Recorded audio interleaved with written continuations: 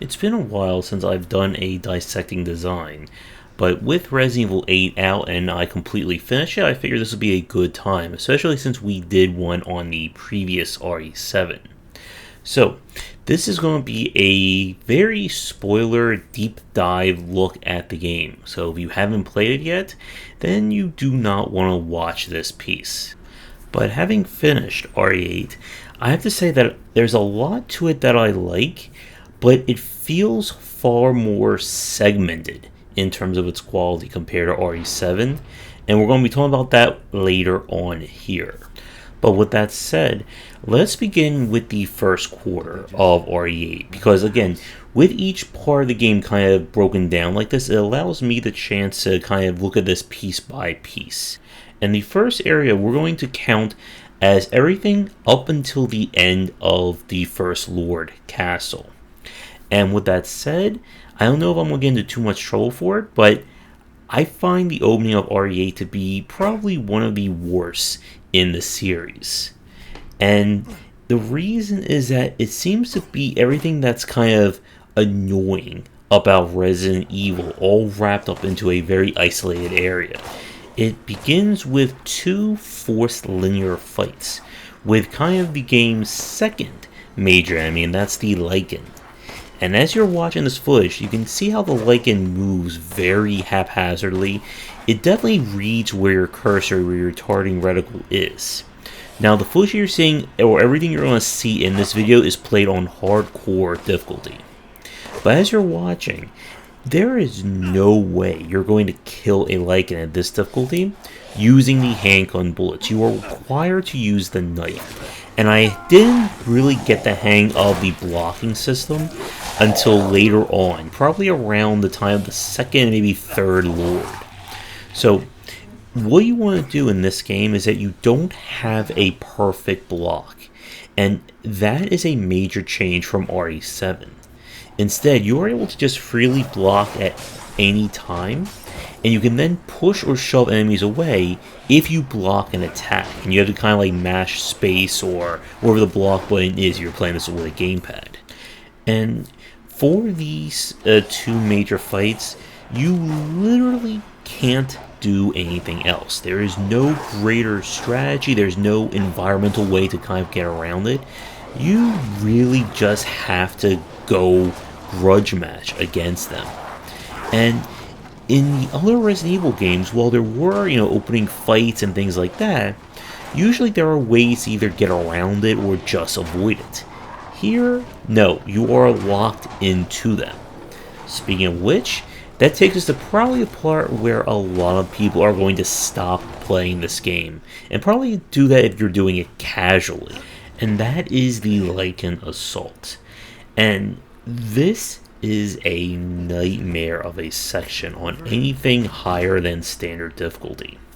And the footage that you're seeing, this is my successful attempt at it, but the first time I played it, it took about 40 minutes to get this going.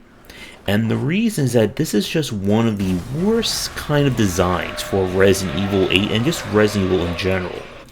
This is an overly linear, very trigger or event focused situation where anything that deviates from kind of what you're forced to do, you are going to fail and fail hard at it.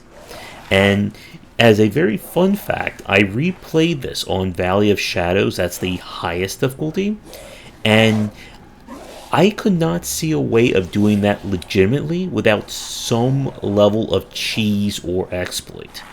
So what's happening right now is that the Lycan are assaulting you from all directions, and you need to survive long enough for the game to basically trigger the next scene.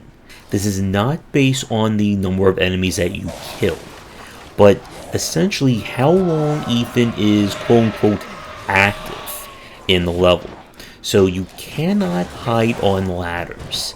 Basically, if I'm on a ladder, time stands still. And I won't spoil the exploit here for this video, but if you've watched anyone play this on Valley of Shadows difficulty, you'll see what you need to do. So what makes this a bad section, especially on the higher difficulties, is that it's counterintuitive to basically how you play the rest of this game. One, you can't fight these enemies because you are not given enough ammo at all. You get, I think, a total of 4 or 5 shotgun rounds, which maybe is enough to kill 2 or 3 Lycan, but they are going to spawn endlessly. Your handgun rounds aren't going to do a damn thing. At this stage of the game on hardcore difficulty, it's just a tickle gun. And you can't really hold up anywhere that is without cheese, because they are going to get you from any angle. So like right now, while I'm shooting these guys and stunning them, there's a chance, I think in this part, that I get attacked from behind. Now, you saw the crafting system there for a split second, and we'll talk about that later in this video. So, this whole part, it's just so damn frustrating. And if you are playing this on hardcore and higher, you are basically like 2 hits away from dying, unless you're at full health. And as you can see, enemies move very fast, and they move faster at this difficulty. You see, well, with that lovely little war right there, that basically is the next trigger for the event. And a giant Lycan has spawned and is basically stalking you. Even with that said, you still need to survive for at least, I think, another 2 to 3 minutes of moving around to have any chance. And you may be seeing those arrows shooting around. They can hit you and do even more damage. So your basic strat, besides the cheese, is you need to be running and just never staying still and trying to get into a loop so that they're all just chasing behind you and you're just running out the clock. So right now I'm going to this lovely little door and we're just basically looping around.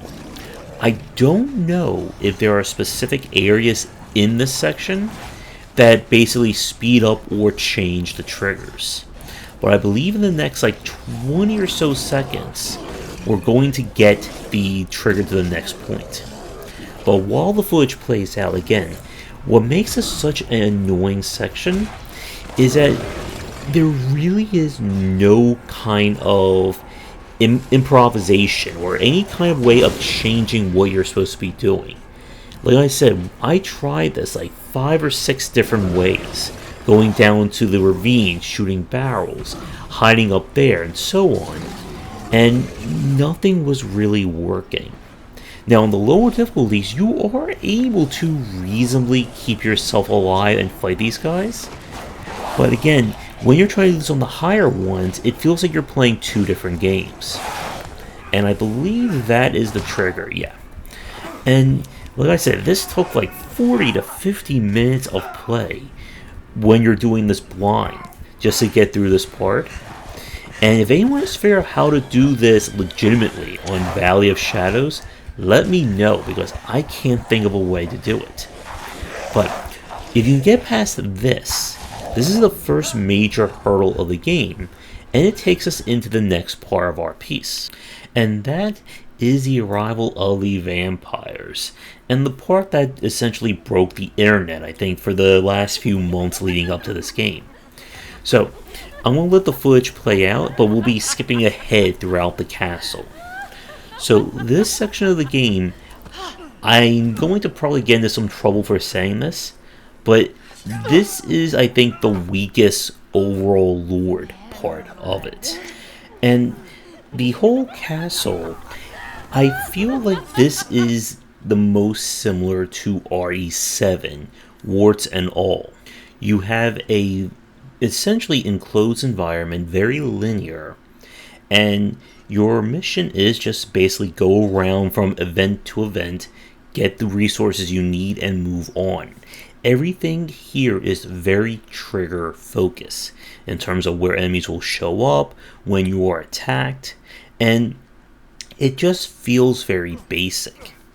And your main enemy, besides of course our lovely vampire sisters and everyone's, I guess, favorite mother or mother of the year, are going to be these very generic, I guess they're former maids of the castle. And they do fight in a weird way similar to the mold from RE7. They're only melee focus, and while you're going to see me peppering them with bullets here, the best and absolute strategy for RE8, especially on the higher difficulties, is to run. Use your block to kind of avoid damage, and just don't fight anything you're not supposed to.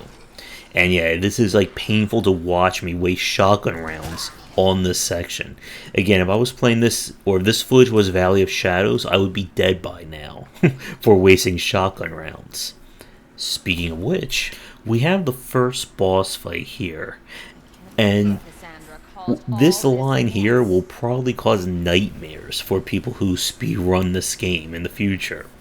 But this is the first quote-unquote boss of RE8, and it's one of the vampire daughter fights, and this is an annoying fight, especially on the higher difficulties. And the problem with it is that, once again, with this first quarter of the game, it feels so counterintuitive to the rest of the game. And the big point is that you're fighting her in a super enclosed area. I mean, look at this. Look how small this room is. And she can just chase after you like nobody's business, and does massive damage.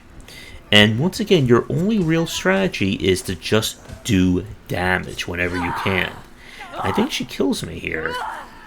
And yeah, I died a lot during this fight, and so does like anyone who's streamed this game. The best strategy is you need to take explosives. You need them to do massive damage, and to deal with her ads if you're playing this on Valley of Shadow difficulty. And I would also suggest for this fight, if you haven't, upgrade the damage of the shotgun, because you need it for just being able to keep her at bay. But again, this is just a great example of what makes this the first quarter of RE8 so annoying. That you can't get around this fight. You are forced to fight at this point, and you really don't have the tools other than to, hindsight is 2020 to fight her effectively. And this actual fight is repeated 2 more times with each of the daughters in different environments. And those fights are far easier because they're in larger rooms. And for those of you hoping that Lady D over there is going to be as interesting of a situation as Nemesis or Mr. X, you are unfortunately sadly mistaken, as the AI for her is very basic. She can only patrol 2 specific areas, and the safe room is, well, safe. And she has no real greater kind of movement to it. She's not going to jump up ladders and stuff like Mr. X. And you can just get around very easily to avoid her. And it's a shame, because you have this entire castle, and a lot of the areas are kind of like wraparound or shortcuts. But as I said earlier, this whole castle just feels like a very shortened or squared down version of RE7's design. And that comes to a head at the game's first Lord fight, as Lady D has transformed into, I think, the undead dragon from Dark Souls, or maybe one of the Bloodborne fights. And this won't be the only time where I'll be referencing Bloodborne, I think, in this video. But this fight, again, it feels very reminiscent of the RE7 fights, which is not exactly high praise. My problem with it is that it is very much just an ammo fight. There is nothing in the environment here that you can use to make this any easier, and your only real mission is to just keep shooting her weak point up there. And when you're playing this on the higher difficulties, you need to have been saving your ammo and upgrading all your guns in terms of damage, because this is definitely a soft lock area. And some of the footage you're seeing throughout this play is taken from kind of on stream and then just my own personal recording, which is why there may be parts that have no additional audio. But yeah, this fight is just okay. And I don't think any of the quote-unquote bosses in this game, maybe except for one that we'll talk about in a little bit, really felt like a survival horror fight. And while I'm fighting her here, you're just going to see how linear this section is. As she's just going to repeat the same patterns. There is a part 2 to this fight where you're even in a more enclosed area. But basically, for the majority of the bosses in this game, your strategy is going to be run away, get a shot, run away, get a shot. Rinse and repeat. Now, I will say, though, that this game definitely makes far more use of sub-weapons, like mines, bombs, and so on, that they'll really help out during these fights. Unfortunately, at this point, I don't have any more to use here. But once you beat Lady D, the game kind of enters, or it kind of officially starts, as Resident Evil 8. And we're going to spend some minutes talking about that now. Once you beat the castle, you kind of get introduced to the real core gameplay loop of what Resident Evil 8 has to offer. And that is kind of a pseudo open world with each one of the remaining lords as kind of major points of interest. And while this may be surprising, this is one of my favorite parts of RE8. When you have this wide open area to explore, and it really becomes about scavenging for resources that will help you and lead into the crafting system that I'll talk about with some B-roll after this part. But the structure is very, very, very light Metroidvania, where after each Lord fight or major event, you're given a tool that opens up more of the village, which will then let you get more resources, get the next MacGuffin you need, which then gets you to the next Lord fight, and we repeat that. But the reason why this works so well is that it kind of gets away from the overly scripted nature of the first part of this game. Again, the village fight, the castle, the bosses there. And the open world does have some surprises for you. Many of the homes have hidden goods for you to explore. If you saw on the map there, the room turns blue when it's completely open. There are bonus treasures, and the world itself will oftentimes repopulate after each major event, either throwing in new enemies where there weren't any, or having new situations. A really great idea that I liked is the idea of finding hidden treasures. And the hidden treasures are, in some cases, like their own little mini vignette for you to have to deal with. And completing them will often get you treasures which you can use to upgrade, or even new weapons or modifications. And while it does kind of betray the survival horror aspect, I think to some extent, I think it works given the very open game space of RE8. And with that, let's talk about the other major system, and that is crafting.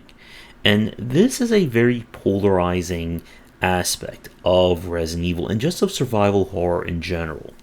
The problem that RE8 has with its crafting system is that it is pure upgrades. There are no side grades or interesting choices here.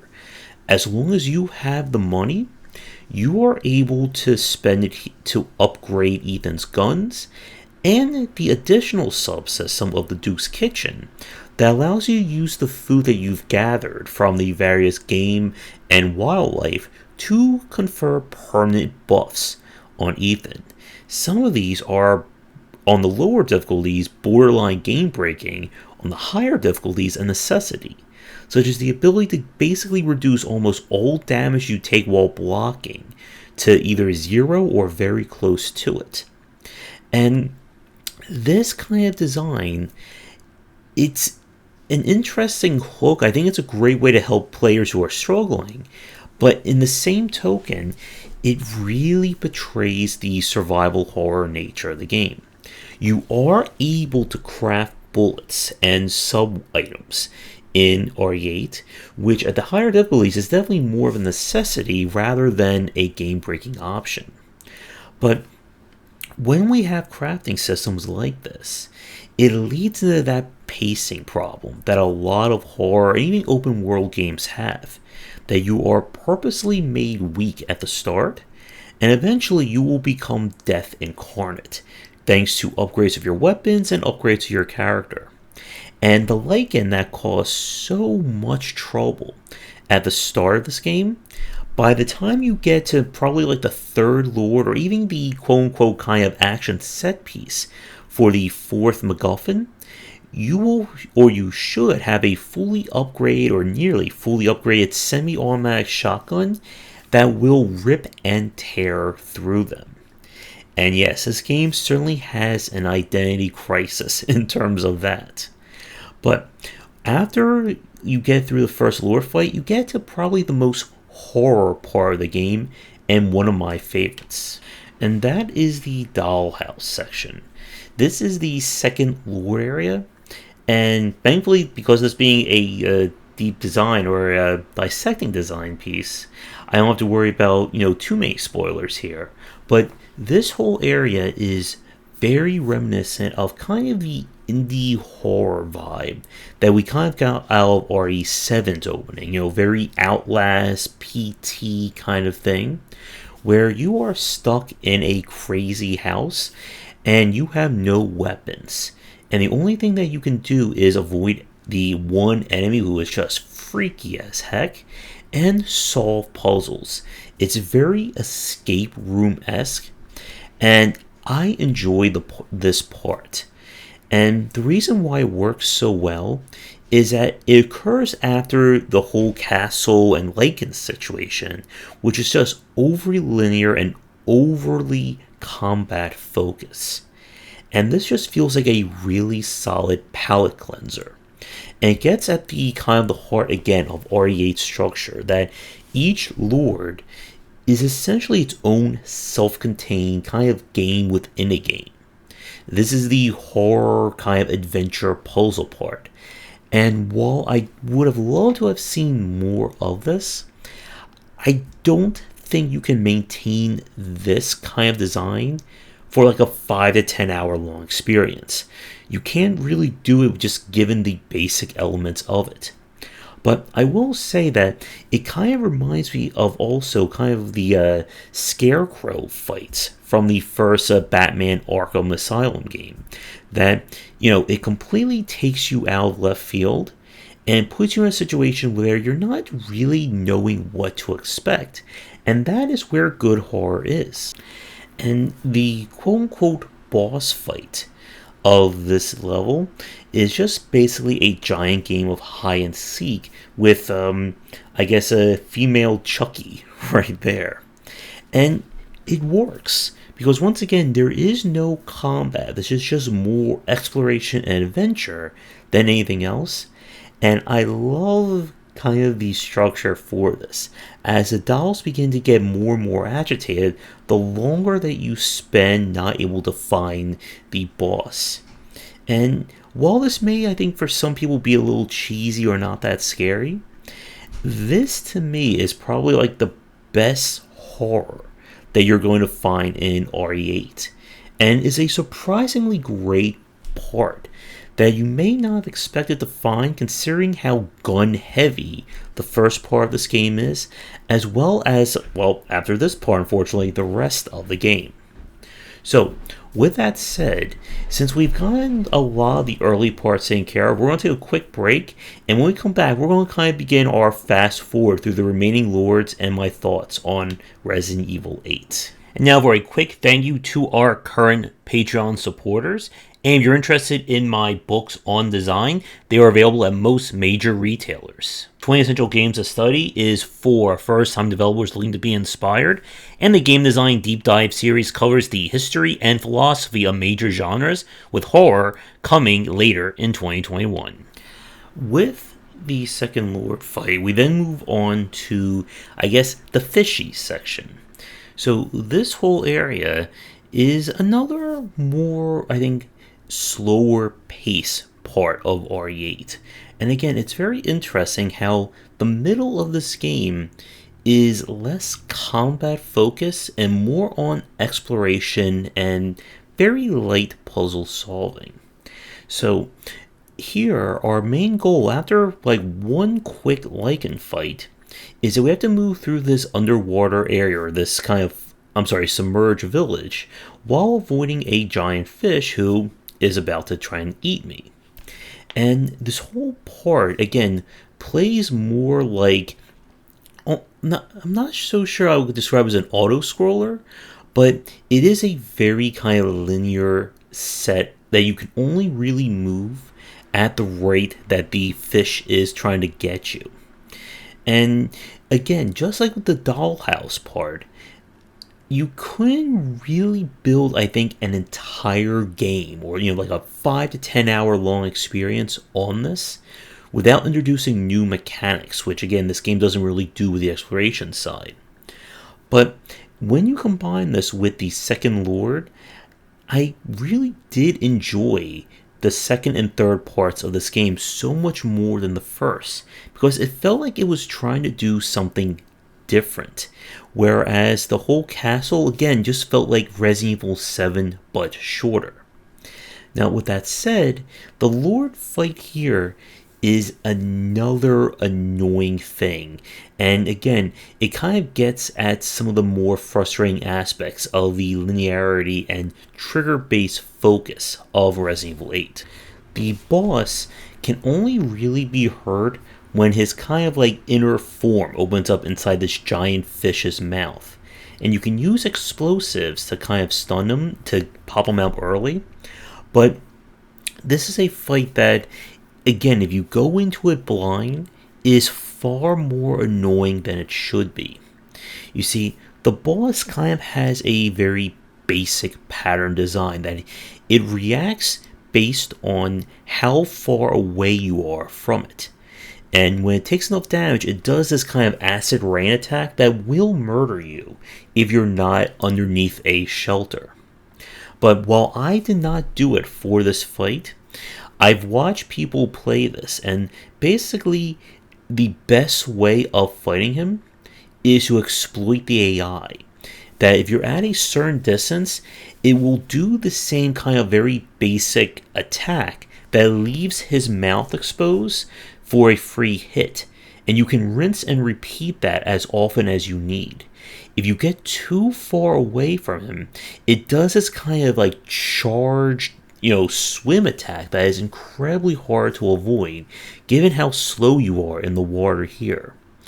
And what you're seeing here is definitely how you don't want to do this fight. You want to stay close, and if you need to, use fire mines and the pipe bombs in order to do explosive based damage.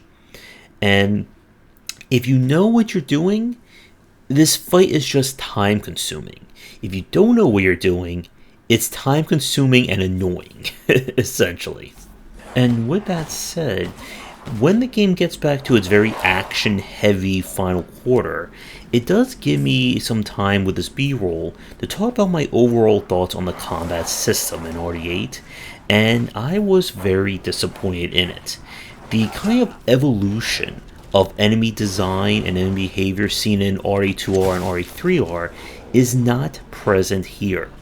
The enemies themselves, while they do react very fast, as you can see in terms of like them dodging your bullets, the AI behind it is very basic. Most enemies are just going to charge at you. If they have a range attack, they'll stay back. But kind of the dynamic nature of the zombies in RE2 is not present.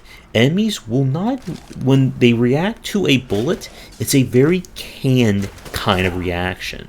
If you remember in Resident Evil 2 and 3, how you shoot an enemy changes how it moves and behaves to you. So if you're shooting an enemy in the head, it may cause its head to start swaying back and forth at the focus or kind of at the force of that bullet. Here, the enemies are so AI driven that they feel more like targets in a shooting gallery than anything else. You haven't seen it too much in the footage that I've shown, but you can really break this game in terms of trigger events. There are sections where there are tons and tons of enemies, and if you can just avoid them and get past them, they will be gone on your return trip, and this is a necessity on the Valley of Shadows. But it really, again, drives home this point of just how linear a lot of the content in RE8 is. And it's unfortunate because even though, as you can probably tell by a lot of the footage we've seen, this game is trying to mirror RE4. RE4 had far more options. It wasn't just always shoot the enemy in the head. You could legitimately get by with hitting an enemy in the leg and then going up for a melee. The only real evolution of combat between RE7 to RE8 is Ethan's ability to shove and kick enemies away. And he certainly does not have the roundhouse kick of Leon, which I wasn't expecting that, but I expected a little bit more interest of these enemies. Fewer enemies, but making them more dangerous. You will be killing so many characters in RE8 compared to RE7, maybe even RE2 and 3. And while I get why they want to make things more action heavy, if the action doesn't have any real substance to it, it's just kind of you going through the motions. And this whole battlement, Lycan heavy focus part is testament to it.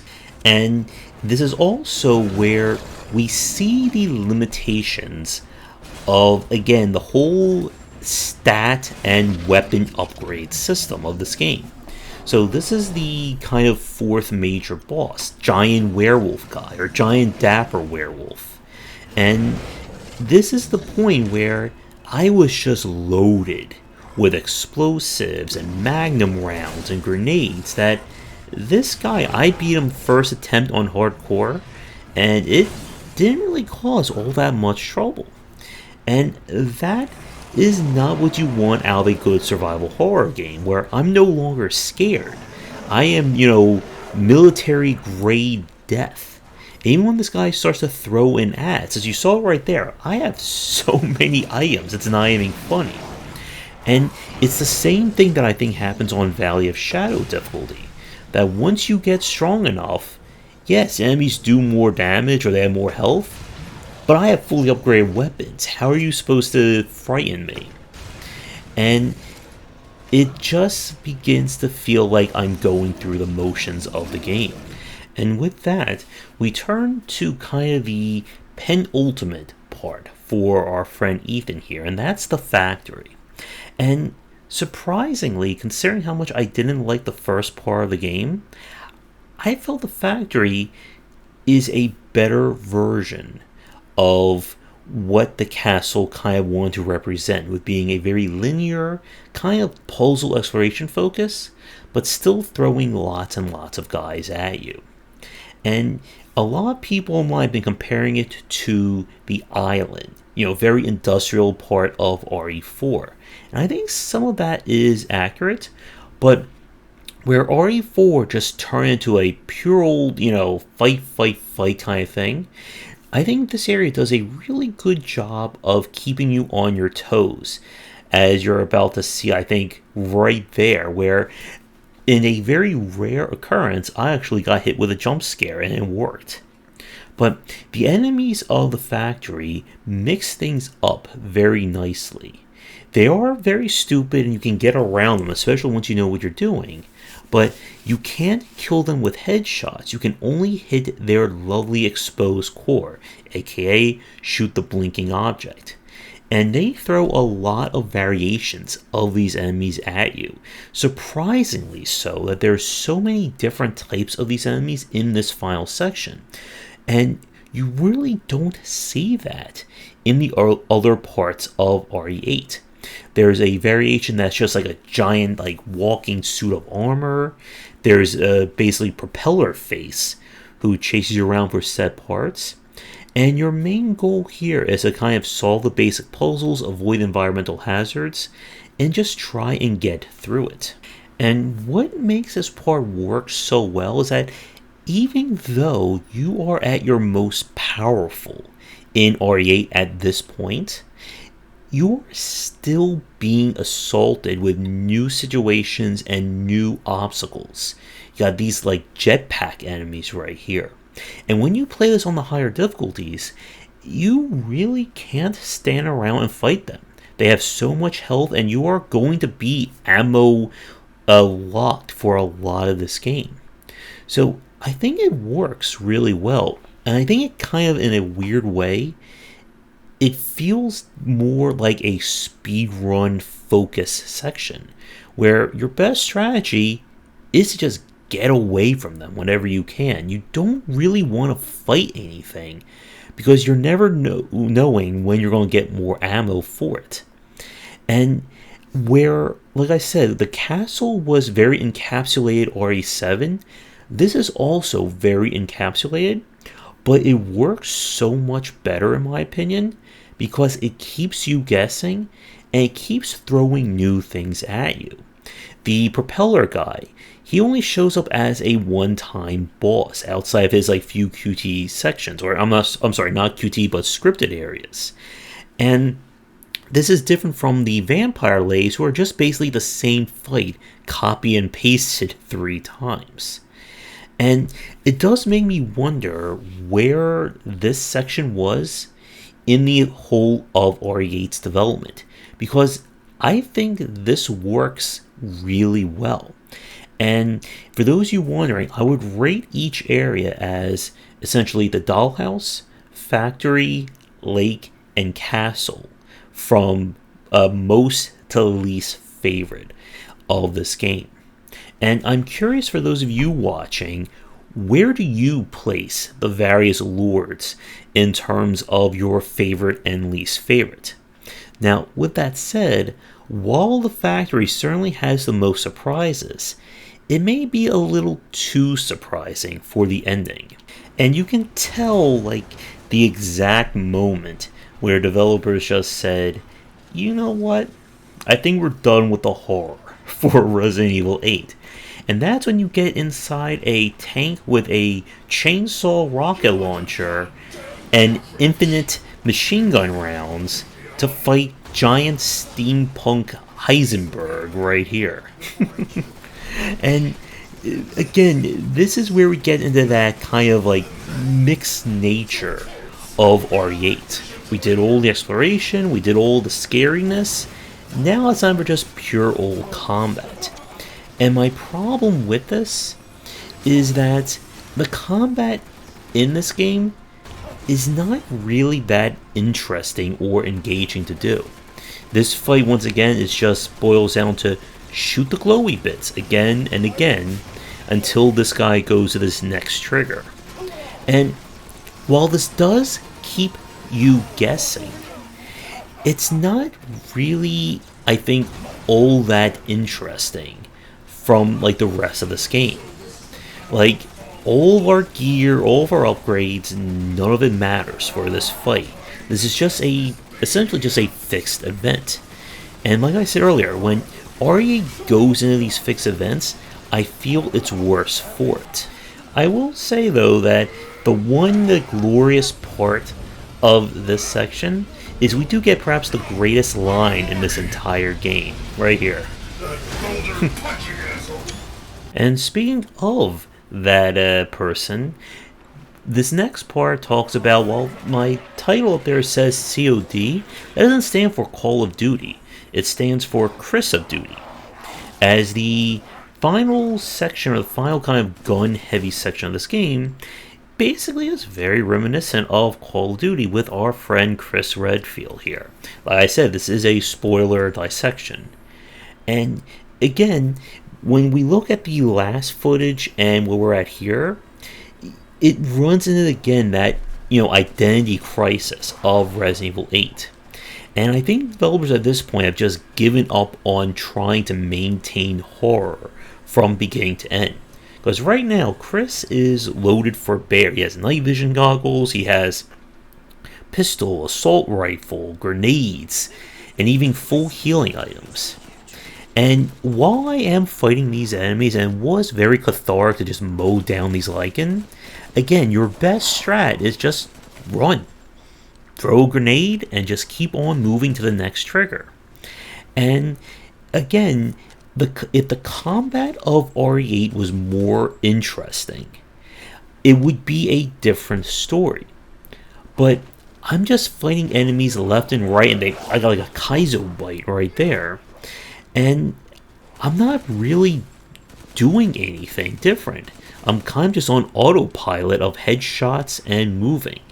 And I wonder if this was supposed to like get people ready for the Mercenaries minigame.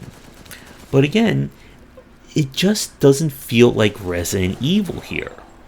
And at this point, it even gets more frustrating with one of the kind of set pieces where you have to use a laser pointer to call down artillery strikes. Yes, I did say this was Chris of Duty. And it's just a very weird way. Like, again, you can see, like, at that Heisenberg fight, where developers, flipped the survival horror switch to off for the remainder of the game. Speaking of which, let's get to the final fight with Miranda here.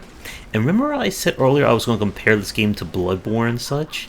This definitely feels like one of those times. And I feel like the developers really took to heart the complaint of RE7 that the boss fights felt too predictable, too, fixed. So Miranda here has different phases, and she'll throw out different attacks as she moves around. And when you're playing the higher difficulties, you need fully upgraded weapons to even have a remote chance. And my issue with this fight, one, it's very action heavy, and two, it's very shooter heavy. And what I mean by that is that there really is no greater strategy in this other than use your guns. Duck and move, circle strafe for dear life. And for those of you who are hoping for more of the kind of puzzle or strategic focus areas of RE2R, you're not going to find that here, which is a shame. Because it kind of devolves a lot of the combat to just, do I have enough ammo and upgraded weapons? Y/N. And if I don't, then I don't have anything else to fall back on in order to win. And again, if the combat was far more interesting and far more in-depth, that wouldn't be a problem. But with the system that we have here, putting so much of a focus on it, I feel is a mistake, and it hurts the overall gameplay.